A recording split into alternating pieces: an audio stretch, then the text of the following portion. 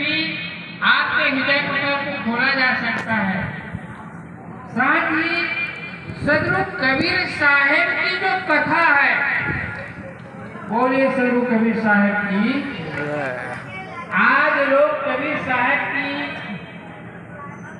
एक दोहा है जिसमें उन्होंने कहा कि मच्छ हो या नहीं बाती हो, भीमर तेरो काल, और जय जय रावण तू फिरे तहता मेले जाल। सजनों, कबीर मंच जहाँ सस्ता है, वैसे कबीर साहब का ज्ञान तो मानव के लिए सर्वोपरि है और मानव के लिए ही है, किसी पेड़ पहाड़ पौधा के लिए नहीं है। तो कबीर साहब के ज्ञान से या जिस किसी कबीरपंथी गुरु से हम कंठी माला लेते हैं, दीक्षित होते हैं, गुरु से कान फुकाते हैं, लेकिन गुरु सिकली कर कीजिए मन ही मस्कला दे, और शब्द छोड़ ना छोड़ के चित दर्पण कर ले। गुरु बनाने के लिए सभी के मन में जिज्ञासा होता है, गुरु बनाने से आत्मा का कल्याण होता है, ऐसा सुना जाता है। सत्संग में जाने से जीवन में निर्मलता आती है और संतों की संगत करने से मन को शांति मिलती है, ऐसा हम सुनते कहते आए हैं। लेकिन ये भाव हमको दिखता नहीं है। क्यों नहीं दिखता है? कबीर साहब का सार और कहना है, मच्छ हो या नहीं बाकी हो, ढीवर तेरो काल। ढीवर उसको कहते हैं जो किसी को हलाल करते करते ढीला कर देता है, ढीवर इसका नाम है। कबीर साहब कहते हैं मच्छ, मच्छ क्या है? माया है, मच्छ है, मन है, मच्छ मछली है। मछली सोचती क्या है? जहाँ से तो पानी आता है, तो उस पानी के इधर से धार आता है, जैसे नहर है, नदियाँ है, तो मछली जो है विपरीत दिशा में चलता है, और जब विपरीत दिशा में वह मछली चलती है तो उनके मन में एक आकांक्षा होती होगी कि जहाँ से पानी आ रहा है वहाँ अथाह पानी का समुद्र, पानी का ज्यादा है, तभी तो इधर से आ रहा है, तो वहाँ ज्यादा आनंद मिलेगा, ऐसा मछली की दशा मनोकामना।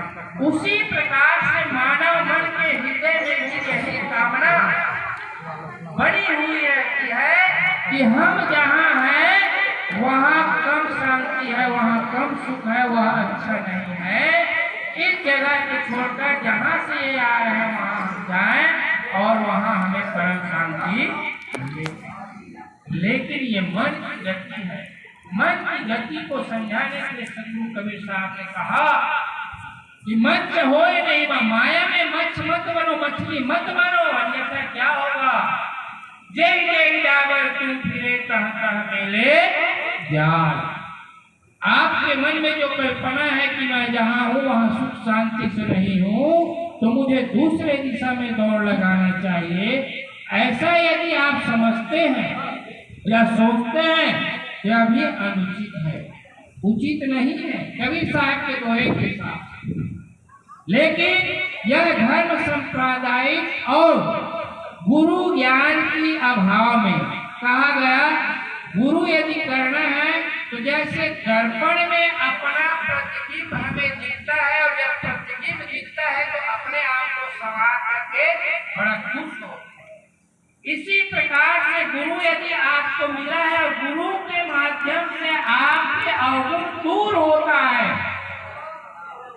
क्योंकि गुरु और भगवान ही है जो आपके अवगुणों को दूर सकता है, तीसरे में किसी में काबिलियत नहीं है। अवगुण मेरे बाप दी बख्शो गरीब निवार, मैं तो कूट कुकूत ही तू पिता को दान, ऐसा कबीर पंथ के ग्रंथों में कहा सुना जाता है। इसलिए गुरु में वो समर्थता है, गुरु में वो समर्था होनी चाहिए। जैसे हम अपने चित्त को दर्पण में, अपने आप को दर्पण में देखते हैं, स्वच्छ परछाई दिखती है, उसी प्रकार से हमारे अंदर आत्मा के ज्ञान को जगाने की जो क्षमता रखते हैं गुरु के पात्र होते हैं, और उसे गुरु की हमें खोज करना चाहिए। और जब तक कि हमें अपने आप का आत्मदर्शन, आत्म साक्षात्कार नहीं होता है, तब तक हमें नित खरसान लोहा गुण छूटे और नित की गोद की माया मोह टूटे। बार बार जीवन में सत्संग करते रहने से जैसे पानी में कीचड़ में पड़ा हुआ लोहा जंग से आच्छादित हो जाता है, लेकिन जब खरसान में चढ़ाया जाता है तो उसका जंग छुड़ाकर तो वह निर्मल दर्पण की तरह चमकने लगता है।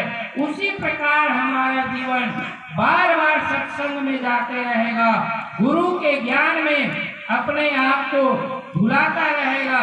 गुरु धोबी शिष्य धोवे सिद्धन हाथ। ऐसे ऐसे साथियों का संग कबीर साहब का ज्ञान का हमारे अंदर में, उनकी साथियों का, रमणियों का, शब्दों का, पदों का यदि वाणी हमारे हृदय में आता है तो मान लीजिए आप कबीर पंथ होने में आगे हैं, अन्यथा कबीर पंथी तो हो जाएंगे लेकिन कभी रहा कभी नहीं रहा। मत छोड़े नहीं बातियों भीम तेरो काल। इस शब्द को साथी को इसलिए आपको कहा कि आप जिस गुरु के द्वार पे हो वो गुरु क्या है? सदगुरु कबीर साहब आश्रम। चाहे महंत कोई भी हो सकता है, यहाँ संचालक कोई भी हो सकता है, लेकिन यह स्थान सदगुरु कबीर आश्रम है। और कबीर का ज्ञान इतना अथाह है कि आत्मचिंतन में यदि रमण करने लगेंगे, जैसे कि हाथी के पैर में किसी और प्राणियों का पैर छोटा पड़ जाता है, उसी प्रकार से सदगुरु कबीर साहब का ज्ञान है। लेकिन ज्ञान को गोता लगाएंगे तभी आपके हृदय में ज्ञान समाहित होगा, और ज्ञान समाहित होने पर आपको फिर इधर उधर भटकने की कोशिश करना नहीं पड़ेगा, इधर उधर आप नहीं भटकेंगे। तो सज्जनों, समय जो है हो रहा है।